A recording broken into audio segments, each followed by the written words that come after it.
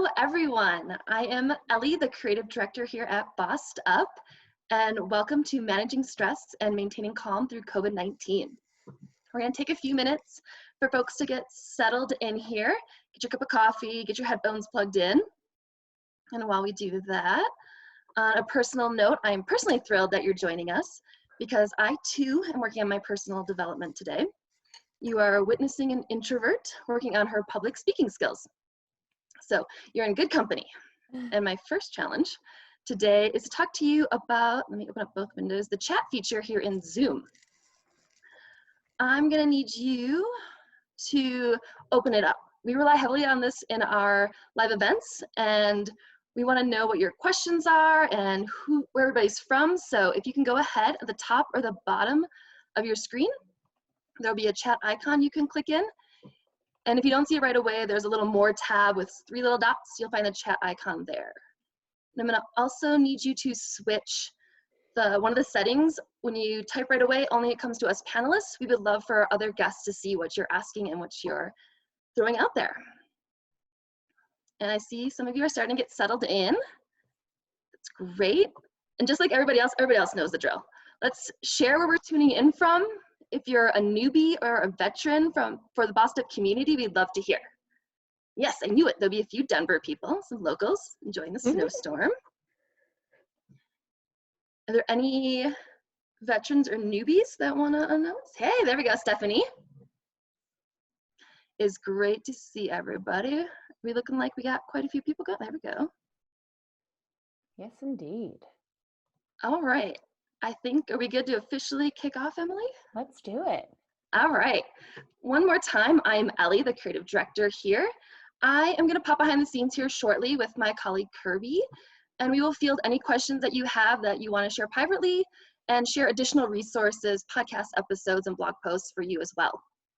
But before I do that, I want to introduce Emilie Aries, our CEO and founder of Basta, and your host for today. So please take it away, Emilie. Thank you, Ellie. Hello, everybody.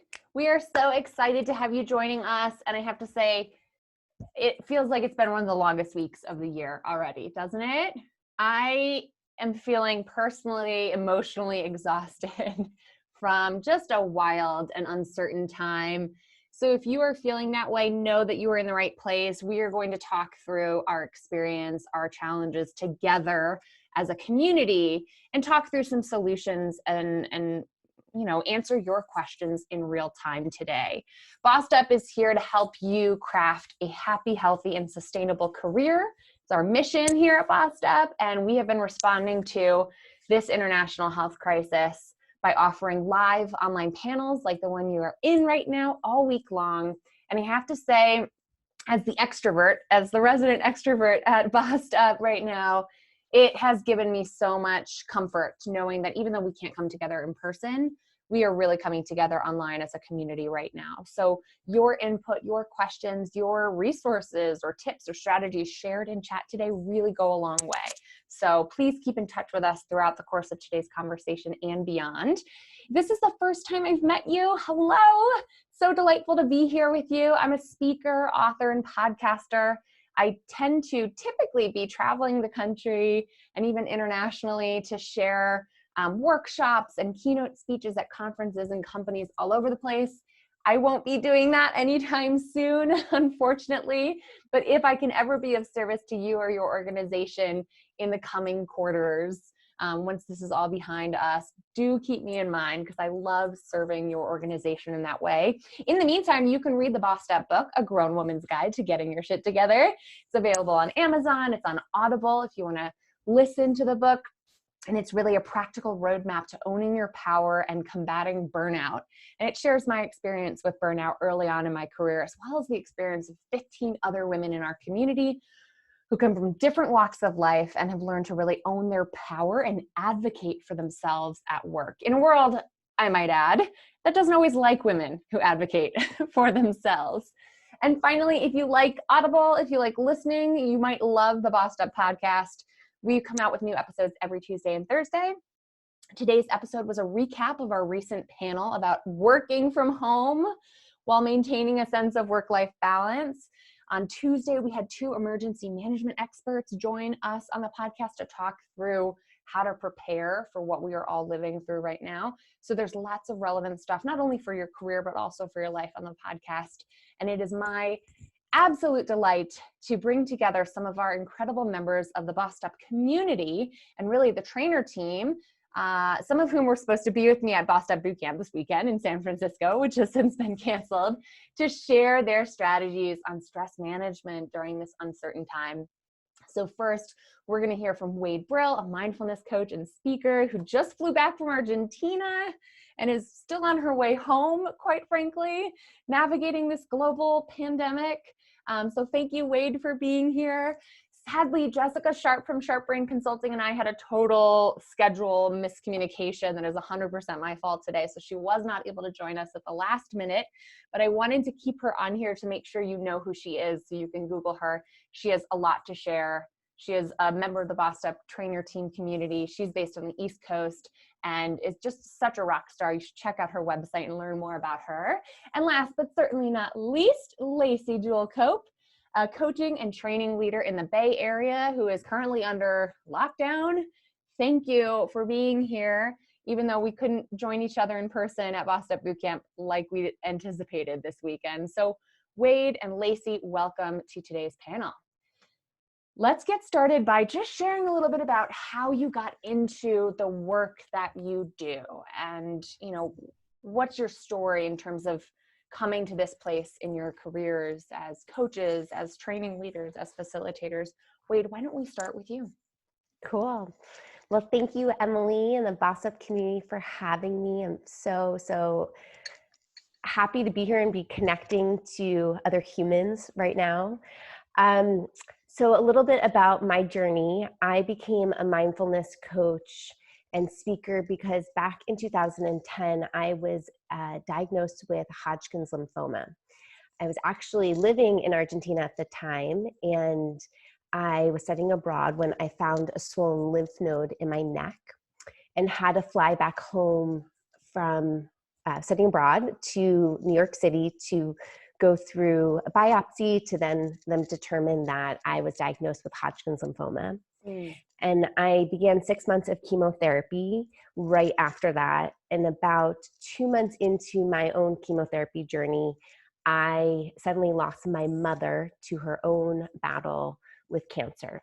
And so this period of my life really was this life-shattering, eye-opening moment, what I called my shitstorm.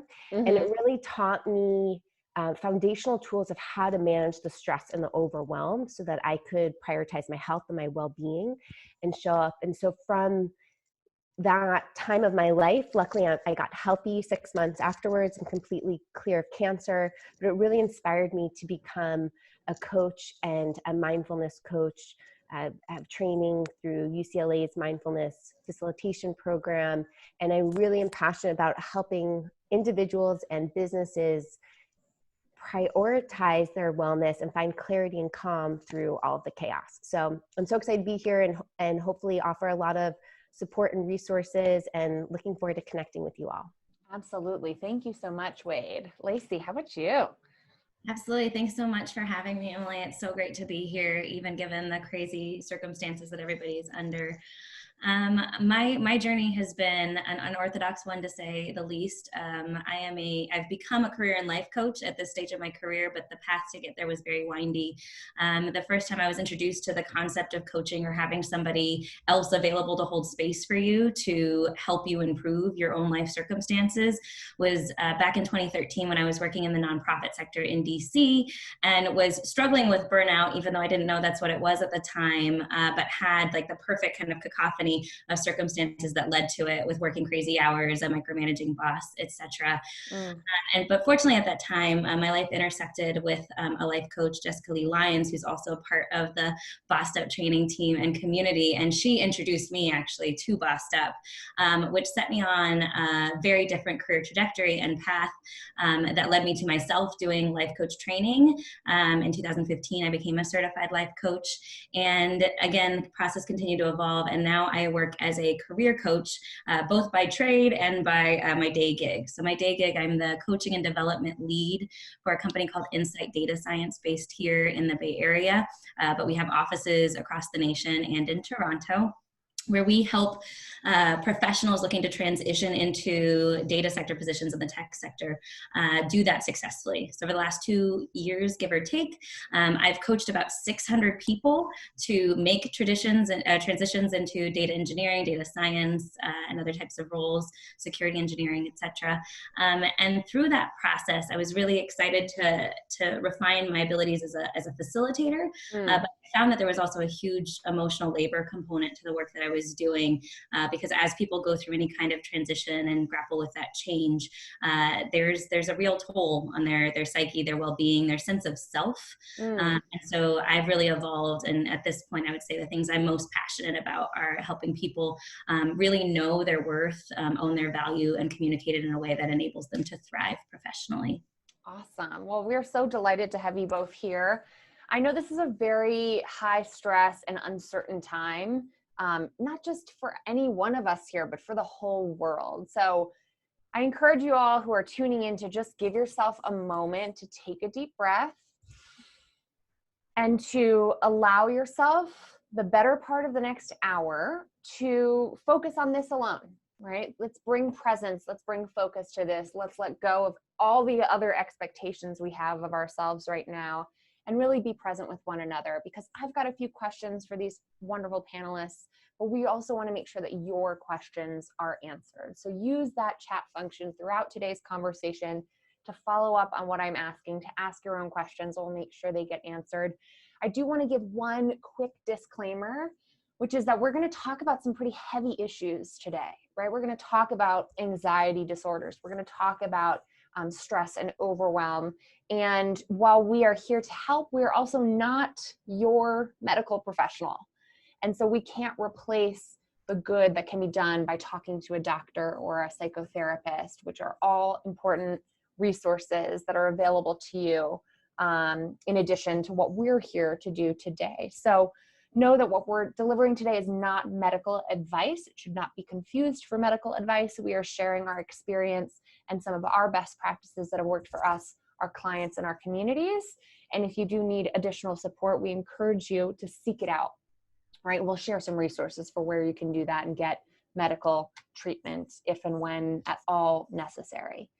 So with that, Wade and Lacey, questions for you. The first question I have is about really the big question of, are we overreacting here? Because I know the debate has been waging in the news, especially over the last week, especially between, all right, what is the difference between being prepared and being paranoid in the face of massive uncertainty? What are your thoughts on that? I'll jump in. So it's interesting when this idea of paranoid, when the whole issue, and I live in Seattle, and so, we were the first state in the country to really get, and city to get targeted as a spreading. Yeah. And this idea of when there weren't any facts at the time when this was announced, end of February, beginning of March. And then when people started to notice that this virus was spreading, that coronavirus was spreading, then people started getting paranoid, because anytime anybody sneezed in the light rail, anybody coughed, everybody was on edge and super anxious. And that creates paranoia, is when we don't have facts. And so I think this idea about being paranoid, or the way to be prepared, is really, how can we ground down into solid information and facts? Where can we get research and reliable research, and not get wrapped up into fake news, or not get wrapped up into the hysteria of what's going on, but where can we really ground into the facts? And so finding your reliable sorts of facts, like just paying attention to the World Health Organization, or staying really connected to doctors or that you know of who are sharing firsthand information, or staying connected to your local governor or mayor to understand what practices are being put into place. locally so that you're really grounded into the facts versus all of the what ifs, because that is where stuff can spin off and we can get really paranoid. Yeah, especially Facebook right now. I don't know what your Facebook feed looks like, but part of my mental health practices this week has been limiting my social media time, which one of our panelists yesterday or the day before brought up as well, because there's too much hysteria, too much fake news, too much rumors. I would even extend it to racism that's on the rise right now, because when people get scared, we like to scapegoat what is a very global problem. And so being mindful about where we're getting our facts from, I recommend the CDC is another great resource, along with the WHO, is such good advice. What are your thoughts, Lacey? Definitely. All of the things that both of you have said, in addition to, I think what feeds into that hysteria, that paranoia, is the loss of control that we're all experiencing, the sense that there is so much that we just don't know right now. We don't know what we don't know. And so there's this urgency that comes with that, where we want to attempt to control anything that's possible to control. So stockpiling resources, the rush on toilet paper, the posting compulsively, the looking for information through social media. It's a false narrative that where we're trying to generate a sense of control that ultimately is not the most feasible right now, because we're not going to really know for a while the true implications of what's going on. And so for me, at least, it's been definitely to your point of like limiting and censoring where I'm getting my information, making sure that I'm vetting those sources, that I'm checking my facts, and that I'm taking responsibility for my own experience within that. And so not fueling that fire either. Yeah. I almost wonder what that practically means. Like, I think you're right. This natural human instinct is to grasp for a sense of agency and control in light of something we have very little control over. And so, yes, we can all wash our hands more. Yes, we can cough into our elbows and just avoid people right now and batten the hatches, right? But like, how do you make peace with a lack of control? And I almost wonder, Wade, given your experience, right, as a patient, as someone going through chemo, how do you kind of give it up to whatever it is for you? You know what I mean? Like, how do you tolerate that much uncertainty psychologically? It is, it's a lot, and that is where I felt, especially when I was going through chemo and I'm, coming back to it over and over again. And even now I'm like, thank goodness I have my practice, but that's really where mindfulness has been a huge tool and support for me, because it has allowed me to recognize not only when my nervous system is getting activated and triggered, when I'm feeling anxious or scared or in that fight, flight, or freeze, but it's helping me recognize when my mind is spiraling out. And so I'll give you a great example of Monday. I was in Argentina. We just came back from the beach. We were in Pinamar and we were back in Buenos Aires, and I'm getting all these messages and text messages from friends and family back in the States, like, oh, so are you okay down there? I guess you're staying down there. And I'm like, what is everybody talking about? And coronavirus has spread to Buenos Aires. And lo and behold, a few hours later, our flight out of Buenos Aires a few weeks later gets canceled. We have no way to get in touch with the airline because we don't have a local phone number. They're not picking up the international line, right? The mind starts spiraling of what is going on. I look at the U.S. Embassy website, and they announced that Argentina was shutting its borders to not letting in any flights and not letting any flights leave after March 17th. This was at 11:50 p.m. on the 16th.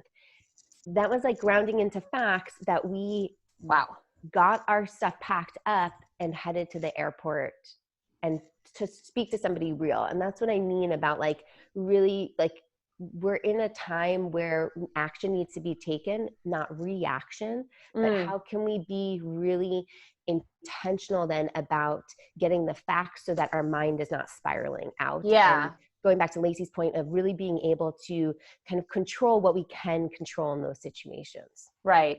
It almost sounds like we're starting to talk about stress response. So I want to go there. My next question for you is really about the physiological experience of stress and anxiety. What is the difference between day-to-day stress and chronic stress, or a disordered amount of stress? And how can we buffer ourselves against what seems like it's going to be a pretty stressful situation for a little while? Lacey, what are your thoughts? When it comes to that stress response and thinking about our nervous systems, the parasympathetic versus the sympathetic, and when it gets triggered, so to Wade's point around that fight, flight, or freeze, one of the most important pieces of being responsible for that for ourselves is the self-awareness piece, is understanding how it manifests for us. I find with my job seekers, being in an interview is a high stress situation, and it's controlled. It's a controlled environment. You can expect that going into that environment, you're going to have heightened sense of anxiety, a heightened stress response. How can we simulate that separately to make sure that you learn for yourself, oh, when I'm at that place, this is what tends to happen to me. So that way you can generate tools and strategies and know this is what I will do when that happens, not worrying about if it happens, I'll have to scramble to figure it out. But again, that's approaching a controlled situation. And so in environments like this, where it's an indefinite period of heightened stress and having our nervous systems be very triggered, and even that like underlying undercurrent of chronic stress, as opposed to like the acute spikes of cortisol, it wears us out. It's exhausting. And so being mindful just that that's a reality. And so we're probably not going to be at our best. We're not going to be as productive. We're not going to be as emotionally grounded as we might at other times. Having grace with ourselves to know that there's some amount of that will stay out of our control. But so what can we do to, again, have those strategies? Because I think one big thing to like say that I always say to my the people I coach is our goal in life is not to eradicate fear or anxiety or stress, because that would be an unrealistic goal to set for ourselves, and we will always fall short of that. It really is that learning to coexist. Okay, it's here now. So how am I going to manage it now that it is here, as opposed to how do I get rid of it, or there's something wrong that it's here. That's such a good point. And I feel like I couldn't help but relate to what you were saying, because yesterday was one of those days for me where like I'm not firing on all cylinders this week. And I think it's unrealistic to expect anyone to be doing so. And I had a FaceTime call with my parents last night, and they're dealing with a lot of the same stress, but also a couple of other big stressors like moving across the country and finding jobs, and they just sold their house. So there's just a lot of moving pieces for them. And I kind of snapped at them, and we all started snapping at each other. And I have a really great relationship with my parents. And so I was really like, we hung up, and I was like, wow, that was not my best moment. And I remember having to think about, we're not going to be able to manage this all the time in real time, but that doesn't prevent you from doing what I did, which was an hour later, after talking it out with my partner, sending my folks a text message, basically apologizing for not being at my best. Because I think we have to give each other grace in addition to giving ourselves grace, because everyone's on edge right now, and it's just hard to pretend like it's not going to be that way for a little while. Totally. And to your point, Emilie, like pretending, right? I think right now more than ever, and this is what I work with my clients on, is this idea of giving yourself permission to really feel what you feel, especially being, type A go-getters, busy, like we're living in this, rapid culture. We don't typically put time in our schedules and even allow ourselves to think about, how am I feeling? What do I actually need right now? And how can I make that a priority? Because we're so outward doing and outward focused. And so one of the practices that I work with people on, and I'll offer it because I hope it supports people, because we all need a PAL, and is using this acronym PAL, P-A-L. And so it stands for, the P is, can we pause? Can we give ourselves permission to pause and feel? So permission to pause and feel is the P. And then can we acknowledge what's present? So am I feeling stressed right now? Am I feeling anxious? Am I feeling tired? Do I notice my energy isn't all up here? Do I notice that I have foggy brains because I'm just so overwhelmed right now, right? Just giving ourselves that acknowledgement of what's here, and it doesn't need a shift. Right. And then the L is, can we let go of the thoughts that are not serving us? So can we let go of what we call, the monkey mind, right? All these what if thoughts, these kind of anxiety creator thoughts, can we let those go? And, whatever is not serving us, and put our focus back on what is the facts and being present. I love that. It's so funny because I also was thinking of some people in my life right now who I don't think are doing the acknowledging part. You're like, how's it going? How are you doing? And they're like, I'm fine. Everything's great. Like everyone's overreacting. People are crazy. And I'm like, okay, cool.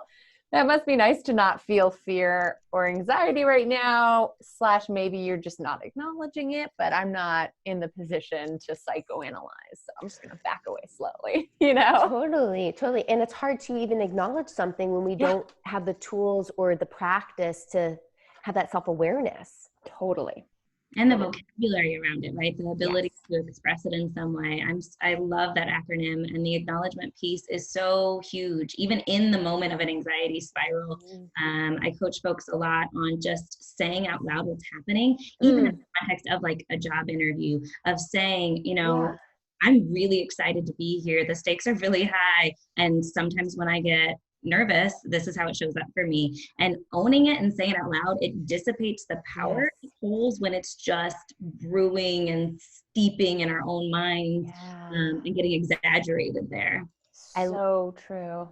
I love that because I have this visual of like when anxiety or those what if monkey mind thoughts are there, I kind of visualize it's like the boogeyman.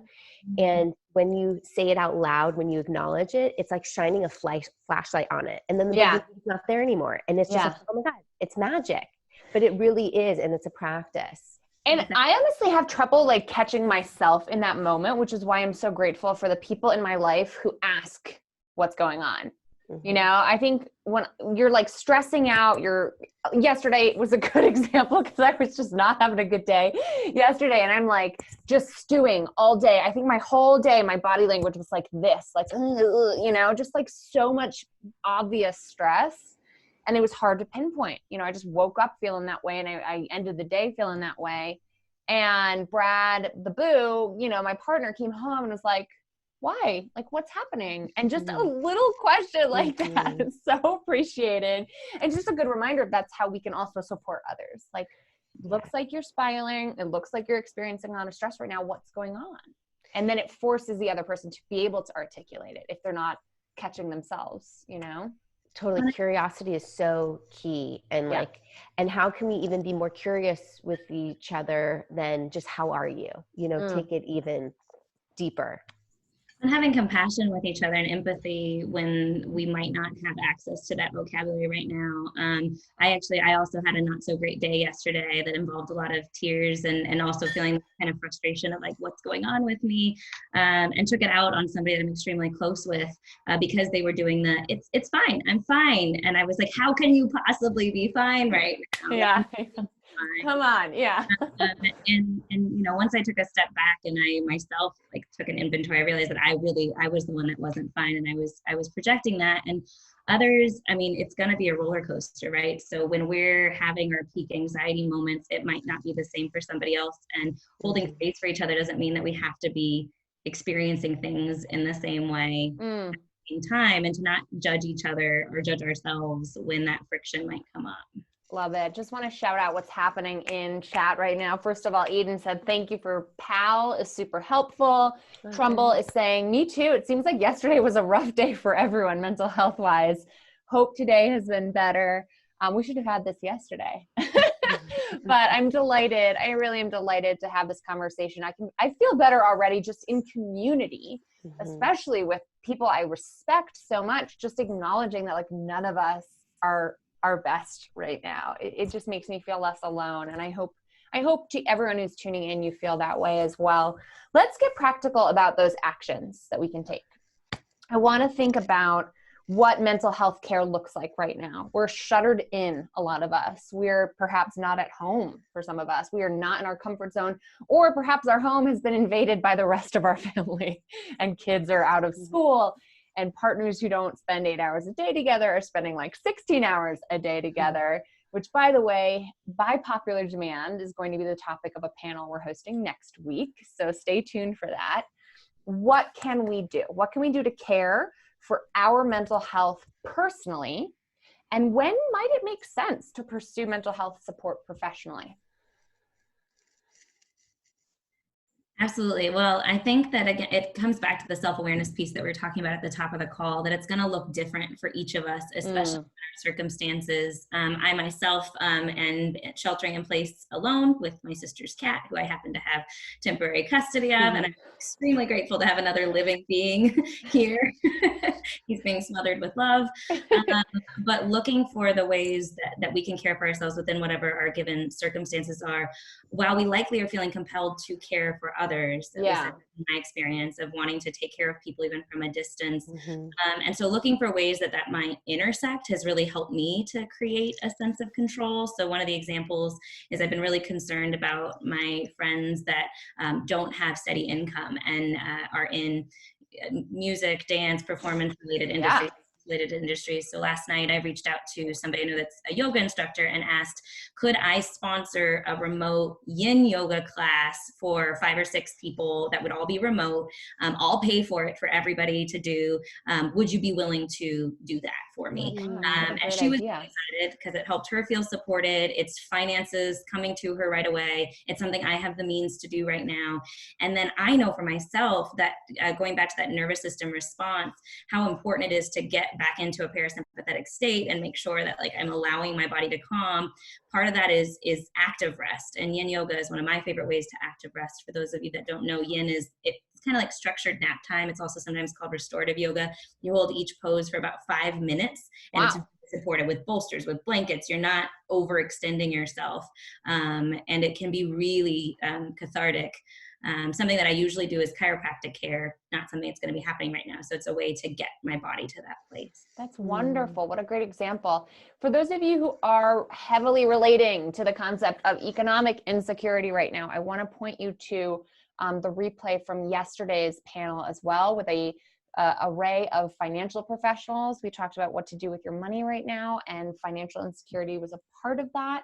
We're also going to be hosting a panel next week on how this situation might impact job seekers. This is a huge underlying source of stress for folks. It's like the health stress wasn't enough. The financial stress is another big part of it. So thank you for acknowledging that and sharing your experience. Alden says candlelit restorative yoga is amazing. I've been lighting a candle here at my office too. I think lighting a candle right now is pretty great too. Highly recommend. The small acts of self-care can go a long way.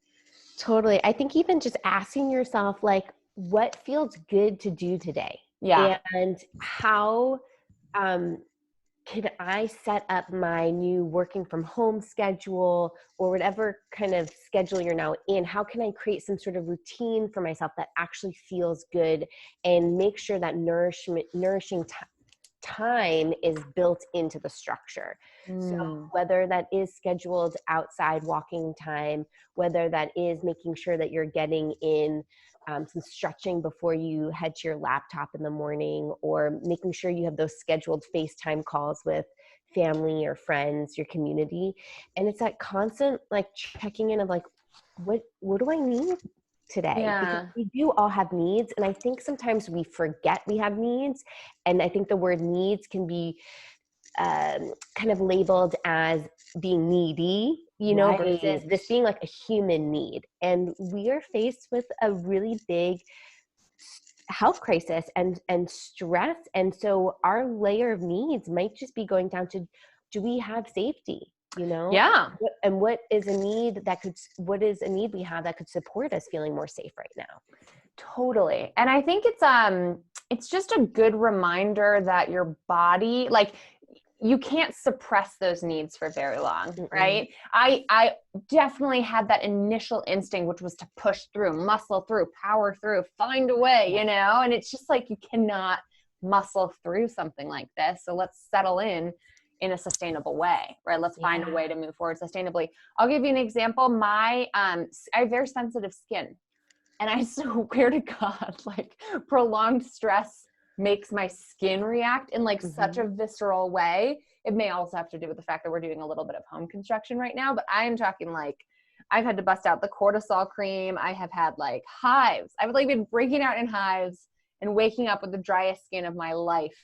And one tiny act of self-care that I took yesterday and this morning was I just put my face over a bowl of steaming hot water and just put my towel over my head and stood there for 5 minutes when I felt like I should have been rushing off to the laptop or doing something else or feeding the dog or whatever. And it was just that few minutes of doing nothing but taking care of myself in a seemingly superficial way, in the most literal sense, was actually exactly what I needed to feel better and to wake up feeling better. So don't underestimate the power of taking care of yourself in a big way. And thank you for sharing that, Emilie, because what shows up on the skin is such a reflection of what's going on internally. Oh God. And so when our brain might not notice, oh, we're stressed, right? Yeah. Our system does, and it's showing you in different ways. So it's so great that you paid attention and noticed that. At first I was like, I'm dying. I need to go to the hospital. And then I was like, nope, that's not reality. Let's rein it back in. Yeah. But yeah, no, it's kind of amazing how much the body alerts you when internally is alarming.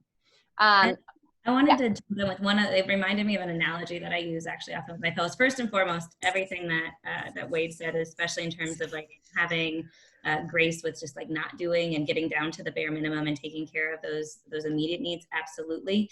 I think as this goes on, it ends up prolonged and we're in those really like that chronic underlying stress, which is again, similar to what job seekers experience.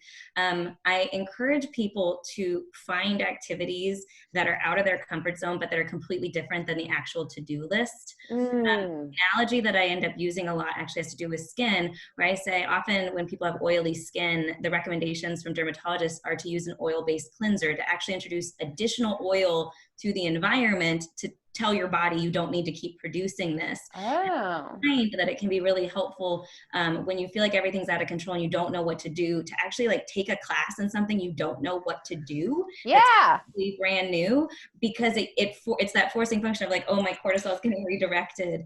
And so I just wanted to give a plug to the number of companies I'm seeing making their classes, courses, content free. Huge plug to Emilie for all of her LinkedIn learning courses. Those are fantastic. But if you're looking for creative outlets, I saw Britt & Co., which is one of my favorite creative platforms, made her entire workshop library free for the next 2 weeks. Beautiful. So doing things that are challenging, but not challenging in the way of like, oh, this is a thing I have to do. I'm choosing to take. Yeah. I honestly think people are running out of things to do, which is so funny, because like 2 weeks ago, we all would have loved to be stuck at home, or like just to go home and relax. And now it's like too much, right? So it's so interesting how much, what I think of that as active renewal, right? Like active stress relief through doing. We've got a great comment here in chat from Elizabeth, who's talking about how her hubby, who's also now working from home, and her are planning a date/movie night at home tomorrow. Big blankets, popcorn, etc. Love it. She says, wish us luck. He's a big time introvert working in our office, and I'm the opposite, working in the corner of the kitchen. Good time. So I think that's just such a great idea, a great concept, is to interject and introduce more stimulus during this weird time instead of just staying glued to the screen. Or to the TV. I do want to follow up on the second half of my question about when might it make sense to seek out professional support, right? I had a phone call with my therapist earlier today, and I am grateful for it. So what would you say to folks who are thinking about seeking out support in the form of therapy or medical professional support? I am one from the camp of be as proactive as you can be. I think a lot of the time we're trained to wait until shit's hit the fan to then seek help and support. Right. And so, yes, shit globally is hitting the fan right now, but you might not be yet, or you might not ever, but wherever you are on the spectrum, it might be supportive for you to reach out. So there's a website called Talkspace, which offers virtual therapy.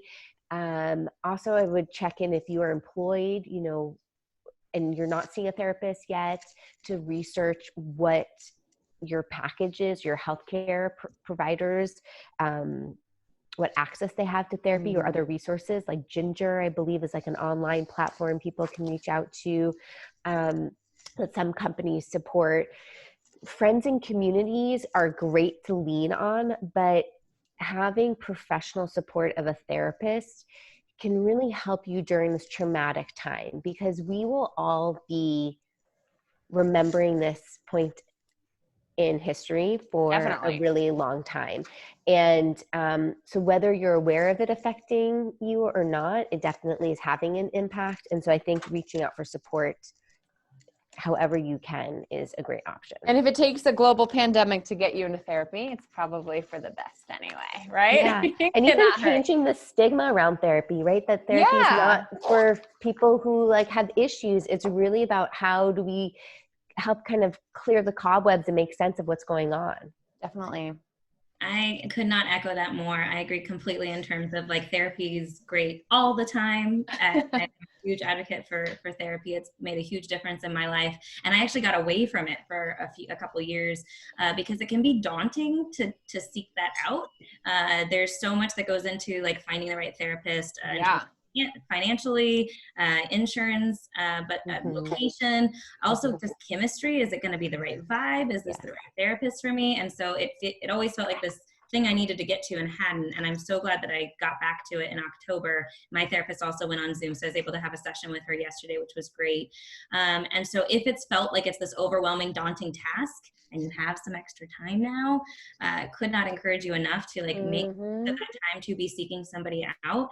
And another piece in terms of like the financial limitations or the idea that therapy is expensive, a lot of therapists have sliding scales. So even doing a quick Google search for specifically sliding scale therapy will give you a list of resources near you. And the other thing is that therapists are also going to be financially struggling during this season, where patients that were used to going in person now don't have the time, now don't have the resources themselves, and are canceling appointment, something I heard from my therapist. And so they probably will be more willing to work with you, payment structures, payment plans, because they're here to serve also. And so if you find somebody that's intriguing or you got a referral to somebody, not being afraid to even ask, I'm financially strapped right now, perhaps, but I really think that therapy really helpful. Could we work together to find some kind of payment structure that makes this affordable and accessible? Because I do think it's incredibly important, because we are all experiencing a collective trauma. Absolutely. And Melanie Lockhart, actually, who was on yesterday's panel, she's a financial expert, a money coach, and the person behind the Dear Debt blog and money and mental health blog. She was on the podcast recently, Ellie and Kirby. I wonder if you could find that link to the podcast with Melanie Lockhart. She spoke at length about how she sought out financially inclusive mental health professionals. In her case, through a college where university folks who are getting credentialed need hours of therapy delivery before they can get accredited fully. And so she was able to get free or almost no cost therapy through a university setting too. And she's got some great advice on that podcast and on yesterday's panel all about it. That's fantastic. I also wanted to make a quick plug too about kind of the distinction of coaching and therapy, because a lot of times those things get conflated and used interchangeably. And so if you are already working with a life coach or somebody like that, there are distinctions between those fields. Coaching is not in the domain or space of a medical practice. It's not there to diagnose, to treat conditions or disorders, whereas therapy can. And so they actually are very complementary, but they have distinct functions. And so being mindful for yourself and or working with a coach to identify which is going to be the right path for me right now, to understand what do I most need. Whereas coaching holds space for people to make sense of trauma at times and past experiences. It is very important to make sure that people understand they're not medical professionals. It has a lot more to do with future orientation. How do we resolve the stories that we're being held by in our lives to create something new in the future. But if you're wanting to deal with anxiety, depression, ongoing chronic issues, therapy is the space to go into. Great point. Yes, Thank you for that. Yes. Yeah. I saw Wade snapping along saying, yes, good distinction to be drawn. All right, y'all, we are rounding the corner as we gear up for my final question for our panelists here. I want to ask you, what would you like our panelists to speak to before our conversation today is over? Make sure to throw your questions, comments, feedback, strategies, anything under the sun into chat right now as we move into this final question. So Wade and Lacey, we all know that community and connection is so key for mental health, right? Just from a foundational standpoint, we need to feel a sense of belonging in order to feel stable mentally from a basic mental health standpoint. So what can folks do right now while we're practicing social distancing to feel connected to community, besides joining this wonderful series of panels that we're hosting? What are your thoughts? I mean, I've been loving seeing how many Zoom meetings are getting set up between communities, between family members, FaceTimes. There's fun ways to make it fun. So it's not just like you're on the phone with somebody, but make it interactive. Like whether you're cooking dinner, in your apartment and your friend is cooking dinner in their apartment and you get to pretend you're cooking at the same time. And maybe you're even cooking the same meal.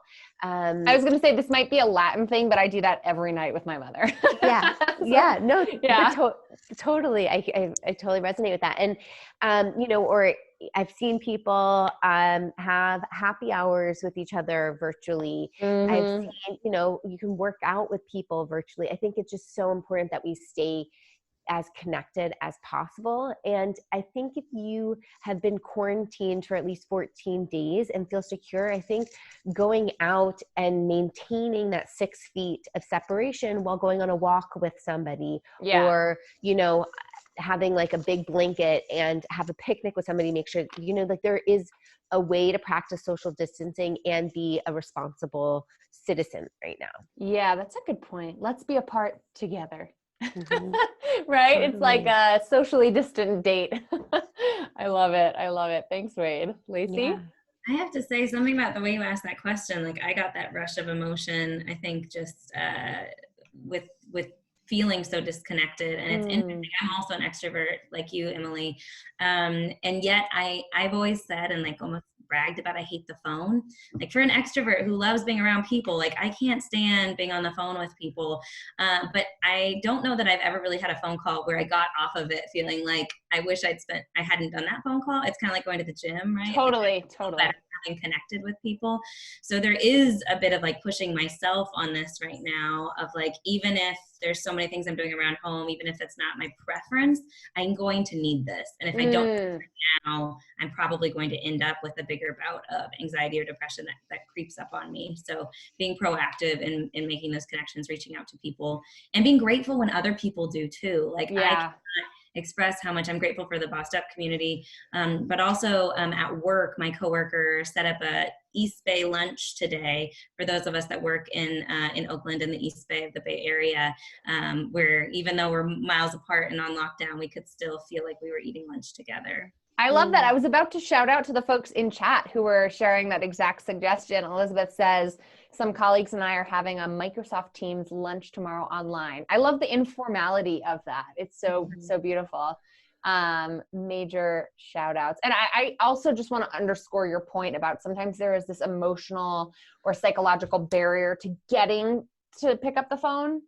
I have the same thing. Like we kind of tend to avoid doing the thing, even though we know we're going to love actually connecting with that friend or that loved one. So let's challenge ourselves to do that and get over that barrier, to push past it, to get to the goodness on the other side. And like be vulnerable with each other. You know, I noticed today, for instance, I was having a little bit of a breakdown moment, especially with my husband. So I'm excited for that relationship conversation that's happening next week. But I was having a breakdown moment, and there was a moment that I recognized inside of me that said, okay, wait, just, you could suck it up, like continue. But then I was like, you know what? I need support right now. And I called one of my girlfriends and I just started crying. And that is really how we get to show up for each other and show up for ourselves. Totally. Yeah. I struggle with that too. Sometimes we have to lower the bar for like how we will approach connection, right? Like show up as you are. That's a really great point. We're going to be a burden on somebody. Sorry. On somebody. I think that's a story we tell ourselves too, is I don't want to burden somebody with this emotion, or they've already got their own stress. They've got it worse. They're doing this, they're doing that. I don't want to interrupt. Right.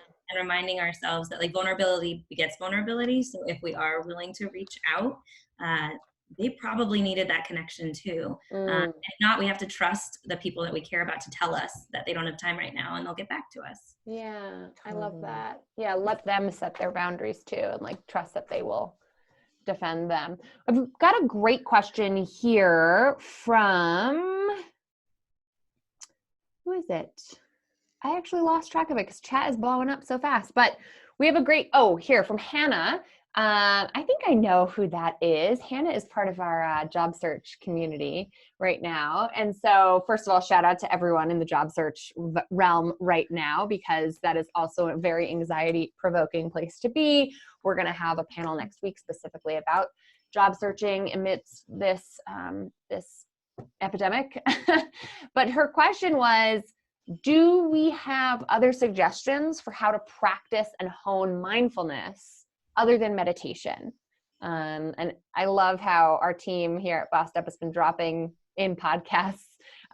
For someone said, you have a podcast for everything. And we do, in fact, have a podcast called Meditation for People Who Hate Meditation that I would point you all to. Episode is at 57. But what else? Besides meditation, what does practicing mindfulness actually look like? I love this question. And know that that's, first of all, okay that meditation doesn't work for you. I think sometimes people then like shame themselves, like, oh, that meditation doesn't work for me. And it's like, it's not a one pill solves everything. So that's disclaimer, first of all. So thank you for sharing that. One of the practices, so mindfulness, what mindfulness means is, can you bring present awareness to every moment as it unfolds with a kind and curious quality? So that means, can you practice cutting your vegetables as you cook dinner, being really present and mindful? Can you feel the laundry as you fold it, and be really present to it? I just actually recorded, it is a meditation, but you don't have to use it as a meditation. It can be a mindfulness exercise, but of washing your hands. Like when we are practicing constant washing our hands, can you actually like feel the soap in between your hands? Notice the bubbles, notice the sound of the water. Can you need that? I need to get that. Yeah, I'll send it out. Okay. Like, can you feel the temperature of the water, right? Like those are all ways throughout our day where we can bring this present quality to everything that we're doing. And studies show that when we practice being present, we're actually proven to be happier. So it's a really cool way of how can we bring this activity, this quality into everyday life. Yeah. So that would be one of my suggestions. I love that. It reminds me of one of the ways that I tend to practice gratitude as the very verbose extrovert that I am, which is noticing out loud what I'm so grateful for. Yeah. So if I'm taking a walk and I'm having like kind of a crazy, stressful morning, I'd like to walk my dog in the park. So I'll go through the exercise, maybe alone talking to my dog, or maybe talking to my partner or whoever's around, about like, wow, this sunset or this sunrise is just so gorgeous. Look at that cloud. You know what I mean? Just articulating what you're noticing in real time can also do the trick for me to keep you out of that running to-do list that we always have in our heads, Yeah. Or the negative mindset that we're trained to automatically be in. Right. Totally. Lacey, how about you? Definitely. I can relate a lot to that, because I always like wishfully want to be a better meditator, whatever that means. But actually what I find is movement is what works best for me. So yoga is a big one. Dancing, guided dance meditations help me a lot. Walks, and doing things in that brings me into alignment. So like listening to some kind of like guided mindfulness exercise, or listening to a song that really like resonates. I knit, and I find knitting very meditative. The act of like that repetitive motion helps me a lot. Totally.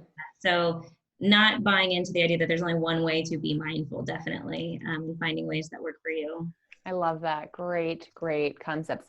We've got some folks in chat weighing in on adult coloring books, puzzles. Love that. Walking my dog. Lots of great strategies coming through. And it's just a great reminder to know that it's not just about hearing from all of us here at Basta and our amazing panelists today. Like, this community is as strong as the folks who show up and who join us and who weigh in, including Bonnie's sharing a meditation on how to practice mindfulness while eating a French fry. Love it. Someone in here is building out a apocalyptic playlist that she's going to be sharing. Like, this is what it's all about, y'all. It's about coming together as real people, supporting other people as we navigate this together. So thank you so much to Wade and to Lacey and Ellie and Kirby on Team Basta Up for joining us today. Before you leave, I want to share a really special limited time offer with you, as well as thank you for everyone who tuned in today. First, we got to make sure you are aware of the panels we're hosting this week. We already hosted how to work from home without losing work-life balance. You can catch the replay on our website at bastup.org/blog. We held yesterday how to handle your personal finances in a crisis. Same thing. The replay is on the blog. Tomorrow live, you can join myself and a handful of experts on how to manage remote teams, which a lot of leaders are all of a sudden finding themselves having to figure out how to do. We have not actually published next week's panels just yet. We're putting the final touches on them hopefully today. So I will be sure to email you all with next week's panels, which are still coming together, but will likely be on navigating relationships during a quarantine and navigating the job search during these, uncertain times. So we're really excited to host those conversations next week. I will make sure to email our list as soon as those are live. We're also really focused on helping you make the most of this unfortunate, weird time that we're in when it comes to developing your leadership skills. We're really focused specifically on women managers, first-time managers, aspiring managers who want to continue to cultivate leadership skills. So after I released this online training a few months ago now, we've been bringing it back by popular demand. It's become really impactful for women leaders on the rise. I'm hosting this 3 more times in the month of April. So if you head to bastup.org/womenlead, you can sign up for any one of those upcoming online trainings about what women managers need to succeed, really focusing on honing our leadership skills in the face of uncertainty. It is totally free, super interactive, super fun. And it really directly relates to what Basta Bootcamp is all about. I know I referenced it earlier. It is our signature weekend-long program for women who are on the rise, who really want to accelerate their ascent into leadership and management. And even though our San Francisco Bootcamp this weekend is very much not happening and unfortunately been postponed, we are hosting Bootcamp in Denver, DC, and then San Diego in January of 2021.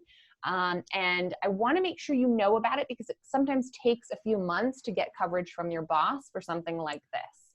It's very much a women's leadership development program that you can get sponsorship from your place of work to partake in, and we are here to help you make that case. It features not only me, but a wide variety of trainers and experts like Lacey, who was supposed to be there this weekend, on the Basta Trainer team, who are presenting workshop-style, research-driven curriculum. This is not a mega conference. This is not a series of panels even. It's very in-depth, interactive, workbook-oriented, interactive workshop-style training with a relatively small cohort of like 30 or so women at a time. So we go really deep into where you want to take your career next. And these are some of the training modules that you'll see covered at each and every one of our Basta Bootcamps in these next 3. So we will be changing these up year after year, but for the next 3 boot camps, you can absolutely rely on the same in-depth interactive curriculum to cover all of these skills, like owning your voice with assertive communication, which is my most popular speaking topic that I speak on at companies and conferences around the country. Work-life balance, setting boundaries like a boss, which is what Lacey was gearing up to present this weekend. Taking your management and leadership skills to the next level, and really a ton of other components to being a boss. So if you want to focus this next year on growing your skill set around leadership, communication, management, work-life balance, growing your network and influence, and planning your ascent in your career, this is the workshop for you. I've been hosting it since 2013.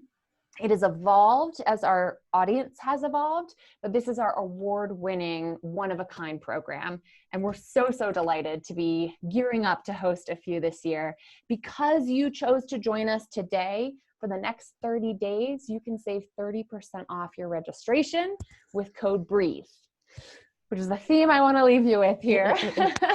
And head to basta.org/bootcamp to get all the details, download an approval letter and a persuasive pitch deck that we've designed to help you make the case to your leadership. I know things are weird right now, but we do want to remember that the weirdness is temporary. So if you are really looking to set yourself up for long-term success this year, join me at Bootcamp, join our team at Bootcamp in the next few months, and there's lots more information there to learn all about it. Whatever you choose to do, whether you continue to join us online for our virtual panels or follow up with Lacey and Wade to learn more about how they support people, or if you come to Bootcamp this year, let's leave with this mindset of lifting as we climb. It is so key for us to take care of ourselves and show up for others in this troubling time. So thank you on that note for all being here. Thank you once again to Wade and Lacey, Kirby and Ellie for being part of today. And I am so, so delighted for those of you who've joined us here for the first time. Welcome to the Basta community, and I hope this is not the last time that we get to hang out. Have a great